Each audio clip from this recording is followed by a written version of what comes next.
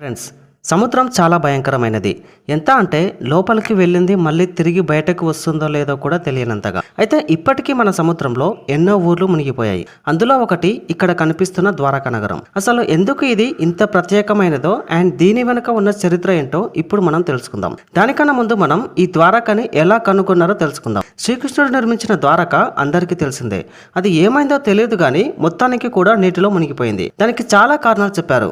Tsunami అని, శాపం అని. దాని వల్లనే ఆర్కియాలజిస్టులు సునామీ వల్లనే ద్వారకా నగరం మునిగిపోయింది అని చెప్పారు. అయితే 1970లో మెరైన్ సైంటిస్ట్ ద్వారకా సిటీని అండర్ వాటర్ లో గుర్తించారు. ఆ శాంపుల్స్ కూడా టెస్ట్ చేశారు. సో చాలా మంది అనుకున్న విషయం ఏమిటంటే అసలు ద్వారకా సిటీ అనేది ఇండియాలో లేదు అని కొట్టిపడేశారు. కానీ అండర్ వాటర్ లో దొరికిన శాంపుల్స్ పురాణాల్లో చెప్పిన వాటికి ఆల్మోస్ట్ మ్యాచ్ అయ్యాయి. సో ద్వారకా నగరం మన ఇండియాలోనే ఉంది అనటానికి ఇదొక నిదర్శనం. వీడియో నచ్చితే లైక్ చేసి మన ఛానల్ని ఇప్పుడే సబ్స్క్రైబ్ చేసుకొని డైలీ ఫాలో అవ్వండి. ఇలాంటి వీడియోస్ ఇంకా చాలా వస్తుంటాయి. Thanks for watching.